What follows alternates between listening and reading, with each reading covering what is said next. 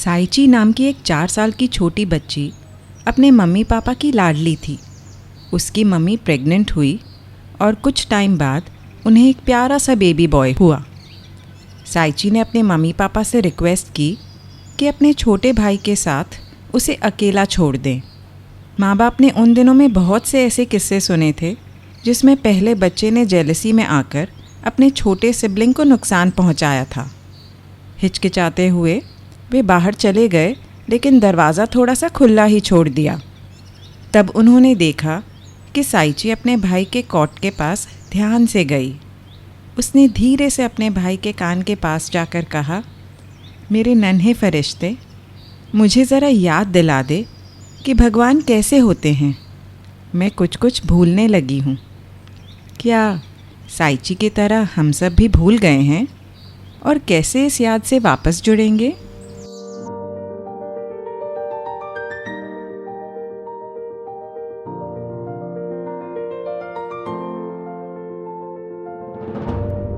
Hello, नमस्ते। मैं हूँ मोनल जैन और आप सुन रहे हैं मेरा पॉडकास्ट विस्परिंग विजडम, जिसमें हम लाइफ को थोड़ा बारीकी से समझकर उसे और भी खूबसूरत बनाने की कोशिश करते हैं। विस्परिंग विजडम के इस एपिसोड में मैं आप सबको वेलकम करती हूँ। हमारा आखिर भगवान से कनेक्शन है क्या? हम कहते हैं कि वो हमारे क्रिएटर हैं, हमारे पिता हैं, the source from which we have originated. लेकिन लाइफ में इस बात को कैसे जान सकते हैं? इसे कुछ ऐसे समझ सकते हैं। मान लो कि एक बेहद खूबसूरत, बहुत बड़ा, जगमगाता हुआ, सेफ, पीसफुल और लव से रचा पचा घर है। ये घर है परमात्मा या सोर्स। ये बहुत सुंदर है, लेकिन वहाँ सब कुछ एक जैसा है, समान है। इस एवरीथिंग में ही नथिंगनेस है, क्योंकि इसके अलावा और कुछ है ही नहीं। तो परमात्मा की इच्छा होती है समथिंग को महसूस करने की। अब समथिंग को महसूस करने के लिए एक से ज़्यादा होने चाहिए, तो इस घर के अनगिनत टुकड़े हो जाते हैं। एक से अनेक का निर्माण होता है। ये हर टुकड़ा हमारी आत्मा है, जो इस घर से अलग नहीं बल्कि उसका ही एक अंश है। अपने सोर्स के पास हर आत्मा आनंद या ब्लिस के स्टेट में ही होती है, लेकिन हम इस ब्लिस को एक नई तरह से एक्सपीरियंस करना चाहते हैं। हम महसूस करना चाहते हैं कि इसको भुलाना और वापस अपने अंदर डिस्कवर करना कैसा होता है। इसलिए आप यानी आत्मा एक लंबा हॉलिडे प्लान करते हो और निकल पड़ते हो अपने घर से। इस जर्नी का अल्टीमेट पर्पस तो तय है, इस अनेकता या ऑलनेस के थ्रू उस एकता या वननेस की महिमा का अनगिनत तरीक़ों से एक्सपीरियंस करना। आप दुनिया भर में घूमकर अपने घर का सुख मिस करना चाहते हो और वापस आकर उसमें आराम से लेटना चाहते हो, फिर से ब्रह्म स्वरूप में आकर। आप सफ़र की तैयारी करते हो, लेकिन ये सफ़र बहुत लंबा है और एक साथ में इतना कुछ आप में महसूस करने की ताकत नहीं है। इसलिए आप इस जर्नी को छोटे छोटे पार्ट्स में डिवाइड कर देते हो। ये हर पार्ट हमारी एक एक लाइफ टाइम है। हर लाइफ की जर्नी के लिए हमें एक नई गाड़ी चलाने के लिए मिलती है। ये गाड़ी है हमारा शरीर, हमारी फ़िज़िकल प्रेजेंस, हमारे आसपास की फ़िज़िकल कंडीशंस जैसे जेंडर, फैमिली, फ्रेंड्स, कंट्री, हमारे इस दुनिया की चीज़ों और लोगों से रिलेशनशिप एट्सेट्रा। कभी इम्प्रेसिव सी मर्सिडीज़ मिलती है, तो कभी एक स्ट्रॉन्ग फंक्शनल एसयूवी, तो कभी खटारा सी बस। लेकिन ये कोई रैंडम सिलेक्शन नहीं है। हमारे जर्नी के रिक्वायरमेंट के हिसाब से ही हमें मिलती है और हमारे लिए बिल्कुल सही चॉइस है जो हमने ही की है। इस गाड़ी में फ्यूल भरा जाता है, जो है हमारी प्राण शक्ति या लाइफ फोर्स एनर्जी। हम जितना अपनी गाड़ी का ध्यान रखते हैं और फ्यूल को एफिशिएंटली यूज़ करते हैं, उतना ही इस जर्नी पर अच्छे से चल सकते हैं। इस कार में इंटेलिजेंट सिस्टम दिया हुआ है, जो है हमारा माइंड। हमारा नेचर और पर्सनालिटी हमारा ड्राइविंग का तरीका है, जो सही या गलत नहीं, बस हर एक के लिए अलग अलग है। और हम यानी आत्मा ड्राइवर सीट पर बैठे हुए हैं। हम हर छोटी जर्नी के लिए कुछ स्पेसिफिक गोल्स लेकर निकलते हैं कि हमें इस जर्नी में क्या एक्सपीरियंसेस बनाने हैं, ताकि हम हमारे बड़े पर्पस के और करीब पहुंच जाएं और उसे अचीव कर सकें। ऊपर दी हुई जितनी भी तैयारी है वो उस हिसाब से ही की जाती है, और ये गोल डिसाइड होता है हमारे पास जो मैप है उसके बिना पर। ये मैप बड़ा ही स्पेशल है। इसमें सिर्फ स्टार्टिंग पॉइंट और एंड पॉइंट मार्क किए हुए हैं, बाकी का रूट दिया हुआ नहीं है। हर किसी को फ्रीडम है कि वो अपने हिसाब से ये रूट बना सके। इनफैक्ट इस पूरे क्रिएशन का पर्पस यही है कि हर किसी की जर्नी एक दूसरे से अलग हो, ताकि भगवान हमारे थ्रू अपने आप को अनगिनत वेज़ में एक्सपीरियंस कर सके। इस मैप का गाइडलाइन ये है कि हम एक एक स्टॉप तक की जर्नी से गुज़रते जाते हैं और मैप में हर फेज़ को अपनी मेमोरी से ड्रॉ करते जाते हैं। ये जो मेमोरीज़ हमने कलेक्ट की हैं, ये और कुछ नहीं, हमारे कर्म हैं। हम सोचते हैं कि कर्म यानी एक्शन होता है जो हम अपने फिज़िकल एस्पेक्ट से कर रहे हैं, लेकिन एक्शन तो सिर्फ कर्म का लास्ट पार्ट या आउटर रिज़ल्ट है। कर्म शुरू होता है हर पल के एहसास से कि उस पल में हम क्या फ़ील कर रहे हैं, क्या सोच रहे हैं, और उसके बेसिस पर क्या एक्शन ले रहे हैं। हम ये एहसास इकट्ठे करते जाते हैं और इनसे मिलकर हमारे मैप पर उस टॉप तक का रूट बन जाता है। हमें आदत है कर्म को अच्छे बुरे में बांटकर लोगों को या अपने आप को भी जज करने की, लेकिन हम ऐसा करने में बहुत नादानी करते हैं। रूट का काम होता है हमें ये बताना कि हम सही दिशा में बढ़ रहे हैं या नहीं, लेकिन जब हम जर्नी से कनेक्ट होने के बदले मैप से अटैचमेंट बना लेते हैं तो हम उस रास्ते की लर्निंग्स को देख नहीं पाते।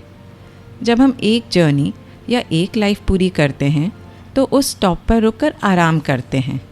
हम एनालाइज करते हैं कि लास्ट जर्नी का रूट और पहले से बनते आ रहे मैप के हिसाब से हमने क्या एक्सपीरियंसेस कलेक्ट किए और क्या बाकी हैं। ज़्यादातर हम जब कोई लाइफ में होते हैं तब हम अच्छा बुरा सही गलत के लिमिटेशन में बंध जाते हैं और परेशानियों, तकलीफ़ों, कमियों को रिजेक्ट करना चाहते हैं या अच्छे एक्सपीरियंसेस की लालसा में भी फंस जाते हैं। लेकिन ऐसा करने में हमारा उस लाइफ का एक्सपीरियंस अधूरा रहता है। अगर हम जो लर्निंग्स लेने आए थे उनको रिजेक्ट करते हैं तो बार बार हमारे आगे वही पैटर्न्स रिपीट होते हैं जब तक हम उनको एक्सेप्ट करके उनसे ऊपर नहीं उठ जाते। जैसे अगर इस लाइफ में मेरा एक पैटर्न है रिलेशनशिप्स में ट्रस्ट करना सीखना, तो मेरे आगे ऐसे रिलेशनशिप्स आते जाएंगे जिसमें मुझे भरोसा करना सीखना पड़ेगा। जब तक मैं ये लर्निंग नहीं बना लेती तब तक ये ट्रस्ट सिखाने वाला पैटर्न रिपीट होता रहेगा। अगर हम उस लाइफ में ये नहीं कर पाए तो वो आगे की लाइफ्स में कैरी फॉरवर्ड हो जाता है। जब तक कोई एक्सपीरियंस आत्मा पूरी तरह से नहीं महसूस कर लेती तब तक उसकी जर्नी में वो उसे लाती रहेगी। इसलिए हमारी लाइफ में हमें जो भी मिलता है वो हमारा ही चूज़ किया हुआ होता है, हमारे ही प्रोग्रेस के लिए। चाहे वो नेगेटिव लोग हों, डिफ़िकल्टीज़ हों, कोई हादसा हो या अच्छी सिचुएशंस और फैसिलिटीज़ हों, हर चीज़ जो हमारी लाइफ में है वो एक मैसेज है हमारे सोल की तरफ से कि हमें किस दिशा में बढ़ना है। बस ज़रूरत है थोड़ा रुक कर, थोड़ा ध्यान देकर हमारे सोल की आवाज़ सुनने की। हम इतना अपने गाड़ी को चलाने में बिज़ी हो गए हैं कि सही रेडियो चैनल पर ट्यून करना भूल जाते हैं। हमने सोच लिया है कि ये गाड़ी, ये रूट और ये सफ़र ही हमारा घर है। हम भ्रमित हो जाते हैं। ब्रह्म और भ्रम, ये दोनों वर्ड्स में बहुत थोड़ा सा फ़र्क है, लेकिन इस भ्रम को तोड़कर ब्रह्म के एहसास तक पहुंचने में कई जन्म लग जाते हैं। हमारा असली नेचर, हमारा असली रूप क्या है और ये जर्नी पर हम क्यों हैं, ये सवाल अपने आप से करने की पॉसिबिलिटी और अपने अंदर के ब्रह्म तत्व से जुड़ने की शक्ति हमारे पास हर मोमेंट में होती है। फिर भी हम ये क्यों नहीं कर पाते? अब तक हमने एक मैक्रो लेवल पर सोल की जर्नी को अनेक लाइफ टाइम्स के पर्सपेक्टिव से समझा, अब हम अपने बाइनोकुलर से दिख रहे दूर के व्यू को छोड़कर मैग्नीफाइंग ग्लास लेते हैं और अपने ही लाइफ में इस मिस्ट्री के क्लूज़ ढूंढते हैं। हम सब लाइफ की जर्नी में कई स्पिरिचुअल स्टेजेस से गुज़रते हैं। सबसे पहला स्टेज है मासूमियत का, इनोसेंस। हम इस दुनिया में पैदा होते हैं पूरे लव और ट्रस्ट के साथ। हमारी कॉन्शियस अवेयरनेस अब भी जागरूक होती है। हमारे ओरिजिन के सोर्स, हमारी दिव्यता से हम अब भी जुड़े हुए होते हैं। इसलिए ही बच्चे सबको प्यारे लगते हैं। लेकिन इस स्टेज में हम अपने सबसे निचले 3 चक्र मूलाधार, स्वाधिष्ठान और मणिपुर से ही ऑपरेट करना जानते हैं। धीरे धीरे हम अपने हायर कॉन्शियसनेस की मेमोरी से डिस्कनेक्ट होने लगते हैं जब हमें इस दुनिया में फिट होने के तौर तरीके सिखाए जाते हैं। हम अपने आसपास की दुनिया से डिस्ट्रैक्ट हो जाते हैं। बहुत कम ऐसे लोग होते हैं जो इस स्टेज से गुजरकर भी अपने डिवाइन सोर्स से जुड़े रहते हैं। दूसरा स्टेज आता है जब हमारा ईगो या अहम बनने लगता है। हमें रियलाइज़ होता है कि हम जिंदा रहने और सेफ फील करने के लिए आसपास के सर्कमस्टांसेस पर डिपेंडेंट हैं। हम में फियर, डर और उससे जुड़े इमोशंस बनने लगते हैं। जो प्योर लव हम अब तक महसूस कर रहे थे, उसकी जगह सर्वाइवल इंस्टिंक्ट ले लेता है और हम अपनी मेंटल फ्रीडम खोते जाते हैं। हमें समझ आता है कि हमें जो चाहिए उसके लिए जिन लोगों के पास डिसीजन पावर है उनको खुश करना पड़ेगा और उसके लिए शायद अपनी असली इच्छाएं और सोच दबानी पड़ेगी। हमारी पर्सनालिटी बनने लगती है और हम वो सारी स्टोरीज़ क्रिएट करने लगते हैं जिनसे हमारी लाइफ में हमें मीनिंग महसूस होता है। अपने माहौल यानी आसपास के लोग जो बोलते और करते हैं उससे हम अपना बिलीफ सिस्टम बनाने लगते हैं कि ये करने से ये होता है, मैं ऐसा हूँ या वैसा हूँ, ये सही है, ये गलत है, एट्सेट्रा।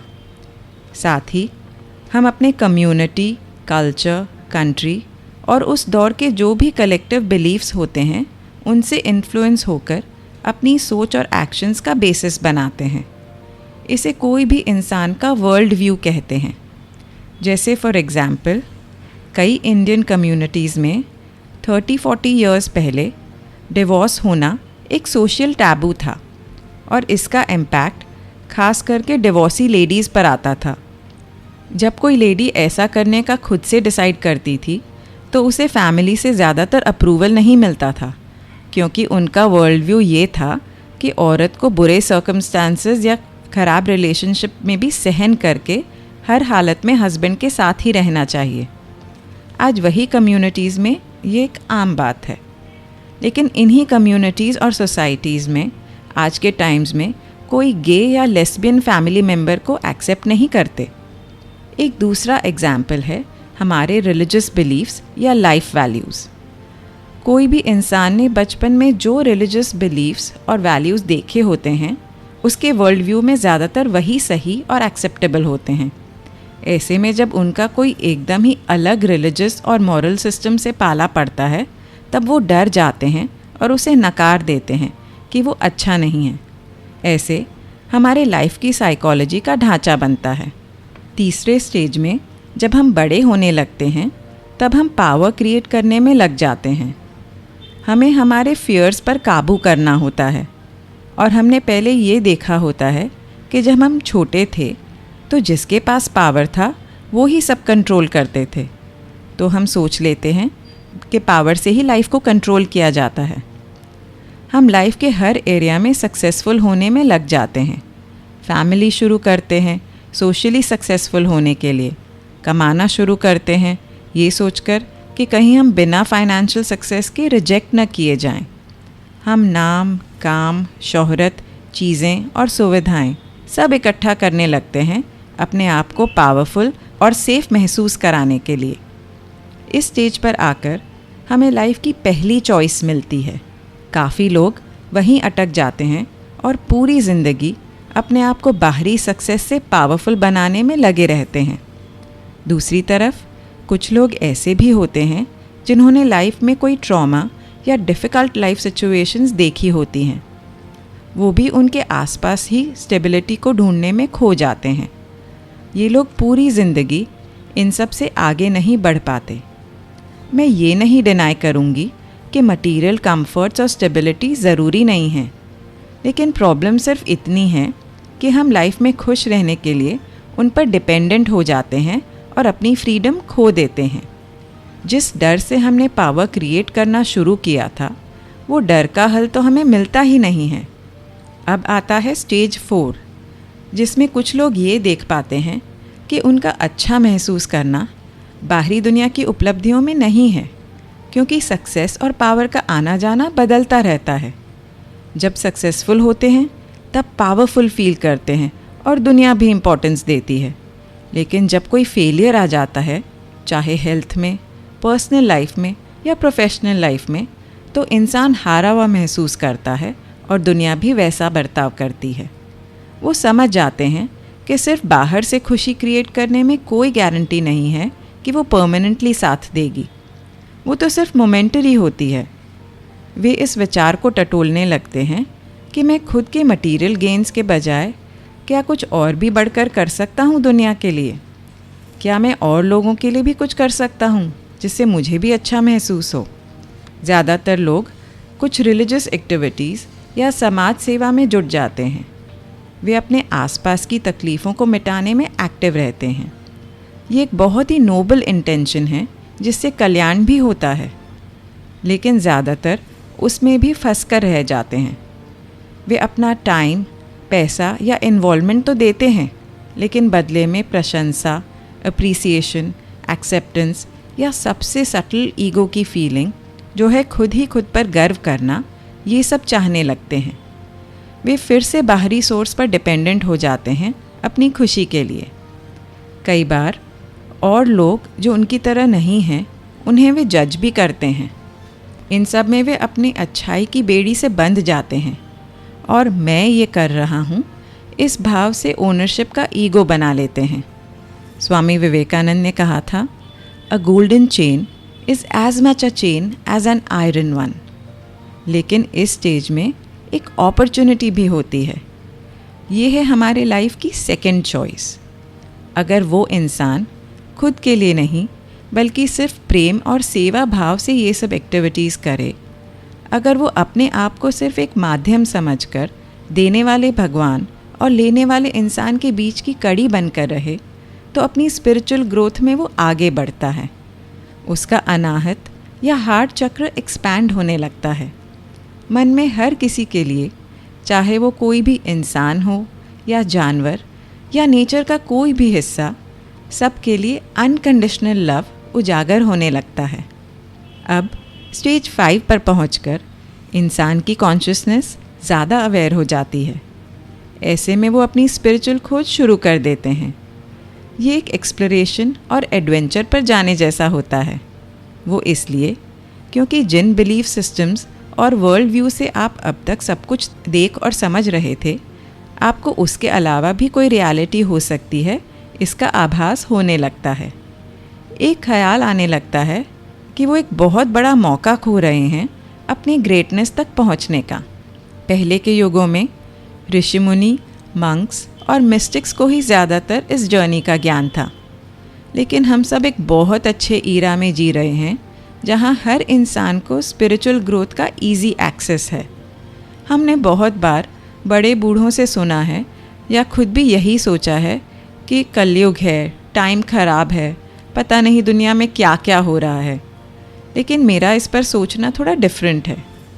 मैं मानती हूँ कि कलयुग में होना यानी सबसे सिंपल स्पिरिचुअल ईरा में होना, जहाँ पर अपने हायर सेल्फ तक पहुँचना बहुत ईजी है, हर कोई कर सकता है। I believe nothing is completely good और बैड इन लाइफ। सब इस पर डिपेंड करता है कि हम किस पर्सपेक्टिव से उसे देख रहे हैं। तो अपनी स्पिरिचुअल जिज्ञासा को शांत करने के लिए वो सोल कई तरह के दरवाजे खटखटाती है। कोई ज्ञानी लोगों के शब्दों में अपने सवालों के जवाब ढूंढता है, तो कोई ग्रंथों और धर्म प्रणालियों में उसे खोजता है।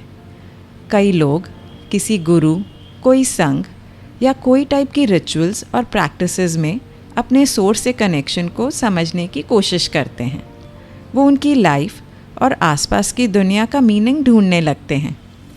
एनलाइटनमेंट या ज्ञान के प्रकाश में उज्जवल होने का डीप डिज़ायर मन में जाग जाता है। कई लोगों को स्पिरिचुअल एक्सपीरियंसेस जैसे कुंडलिनी का जागना, ऑरा दिखना, एंजल्स देख पाना और ऐसे अनगिनत एक्सपीरियंसेस होने के चांसेस बन जाते हैं। विशुद्धि या थ्रोट चक्र ओपन हो जाता है और पहले जो दिल में महसूस कर रहे थे वो लाइफ में एक्सप्रेस करने लगते हैं। लेकिन इससे आगे की जर्नी क्या है? स्टेज 6 में पहुँचे इंसान का मन पूरी तरह से अवेकन हो जाता है। वो लाइफ के ड्रामा के प्रति अपने रोल को समझने लगते हैं और खुद उससे अलग होकर देख सकते हैं। मरने का डर भी चला जाता है क्योंकि ये समझ आ जाता है कि लाइफ और डेथ तो सिर्फ आत्मा के अलग अलग पड़ाव हैं। एक रोल निभाया और आगे चल पड़े। असलियत में तो वो अमर हैं। कुछ सिंपल सिद्धियाँ या सुपरनैचुरल पावर्स भी मिल जाते हैं, जैसे telepathy, out of body travel या एस्ट्रल प्रोजेक्शन और ऐसी कई सिद्धियाँ। लेकिन फिर भी एक अलगाव, एक पर्दा अब भी रहता है लेने और देने वाले में। अब आती है थर्ड चॉइस। ईगो अब भी एक सूक्ष्म रूप में अंदर मौजूद होती है। यहाँ कई ये गलती कर देते हैं कि अपने आप को स्पेशल समझने लगते हैं। स्पेशल होना यानी औरों से अलग होना या चुना हुआ होना, जबकि हमारे सोर्स के लिए सब सेम है, सब एक बराबर है। मैं स्पिरिचुअल हूँ, ये सबसे डेंजरस फॉर्म है ईगो का। जो इस स्टेज में फंसने के बदले आगे बढ़ना चूज़ करते हैं, उनका आज्ञा चक्र या थर्ड आई ओपन हो जाता है। इनर गुरु या यूनिवर्सल इंटेलिजेंस की आवाज़ सुनने लगती है। वो 7th स्टेज पर पहुंचते हैं। ये आखिरी स्टेज है जिसमें हार्ट पूरी तरह से एक्सपैंड हो जाता है। आप पूरे यूनिवर्स के साथ एक होते हो। आप इस दुनिया में तो रहते हो, लेकिन दुनिया से नहीं। आप कंप्लीट वननेस के अवेयरनेस में रहते हो। आपके सब चक्र खुल जाते हैं और एनर्जी फ्रीली फ्लो करती है। आप यूनिवर्स और नेचर के साथ पूरे तालमेल से जीते हो, पूरे ट्रस्ट, पूरे लव और पूरे रेडियंस के साथ। इस स्टेट में सिर्फ ब्लिस या आनंद ही आनंद होता है। आप संपूर्ण होते हो। I am that, complete, whole, free. ऐसा सुना है कि 84 लाख योनियों के बाद इंसान का जन्म मिलता है। लेकिन ऐसी क्या खास बात है कि सोल इतनी योनियों से गुजरकर इवॉल्व होते होते इंसान का जन्म लेती है? ये पूरी सृष्टि के जितने भी जीव हैं वो सब अपने नेचुरल इंस्टिंक्ट से ही जीते हैं जो उन्हें उस योनि में मिला हो। सिर्फ इंसान को चूज़ करने की शक्ति मिली है। पल पल में हर एक एक्सपीरियंस का चॉइस। किस ओर जाना है लाइफ में, उसकी चॉइस। क्या सोचना है, महसूस करना है, उसकी चॉइस। और आखिर में अपने आप को कैसे पहचानना है, उसकी चॉइस। दूर से देखने पर स्पिरिचुअल जर्नी आपको रूखी सूखी, डरावनी, कंफ्यूजिंग, बोरिंग, डिफ़िकल्ट, इनमें से कुछ भी लग सकती है। मटीरियल लाइफ का सुख आपको सेफ, हैप्पीनेस से भरा हुआ और जाना पहचाना लगेगा। लेकिन एक बार अगर इनसे सर ऊपर उठाकर उस चमकते हुए सूरज को आपने देख लिया तो उस छोटी सी लाइट की वीकनेस का एहसास हो जाएगा। जब आपके बॉडी का एक एक सेल यूनिवर्स के साथ नाचेगा, तब ऐसा मज़ा आपने कभी ना लूटा होगा। जब आप अपने आप को उस भगवान, उस सोर्स को अर्पण कर दोगे, तब आपका सोचा हुआ हर एक थॉट और शब्द मंत्र बोलने के समान हो जाएगा और हर एक्शन मंदिर में पूजा करने के बराबर होगा और वो परमात्मा तब आपका हो जाएगा। और इसके लिए बाहरी दुनिया की एक भी चीज़, कोई भी रिश्ते छोड़ने की ज़रूरत नहीं। सिर्फ ज़रूरत है अपने हाईएस्ट फीलिंग, हाईएस्ट थॉट और हाईएस्ट एक्शन को चूज़ करने की। ईगो तो पुकारता ही रहेगा आपको छोटा बनाकर रखने के लिए, लेकिन ये आपकी चॉइस है कि उसकी बात सुनना या अपने असली स्वरूप को पहचानना। So I have just one request, choose wisely. And now it's time for a story. एक बार एक लेडी को भूलने की बीमारी थी। वो एक बहुत ही कीमती नेकलेस गले में पहनकर बाहर गई। कुछ टाइम गुजरा और वो भूल गई कि उसने वो नेकलेस पहन रखा है। घर पर आकर उसने कबर्ड खोला और नेकलेस का खाली डब्बा उसे दिखाई दिया। वो परेशान हो गई कि आखिर नेकलेस गया कहाँ। उसने पूरे कबर्ड में खोजा लेकिन नहीं मिला। फिर क्या था, उसने अपने रूम में, अपने पूरे घर में ढूंढ लिया। चिंता में उसने अपने नौकर पर शक किया कि उसने चुराया होगा। नौकर के कमरे की भी तलाशी ली लेकिन कुछ ना मिला। वो काफ़ी गुस्सैल थी, इसलिए किसी की भी उसकी तरफ आंख उठाने की हिम्मत नहीं थी। इसलिए किसी को नेकलेस दिखाई नहीं दिया। थक हार कर वो वापस अपने कबर्ड के पास गई। वहाँ उसकी नज़र अचानक से शीशे पर पड़ी और वो देखकर चौंक गई। उसे यकीन ही नहीं हुआ कि जिसको कहाँ कहाँ नहीं ढूंढा वो तो कब से उसके ही पास था। कितनी नादान थी ना वो। लेकिन हम भी बिल्कुल ऐसे ही हैं। हम पीस, लव, हैप्पीनेस, पावरफुल होना, कंप्लीटली डिवाइन फील करना, कंप्लीटली फ्री महसूस करना, ये सब कुछ हैं। ये हमें कहीं ढूंढना या बनना नहीं है। ये तो हमारा ट्रू और ओरिजिनल नेचर है। लेकिन इस नेकलेस को गले में पहनकर भूल जाते हैं और ढूंढते रहते हैं।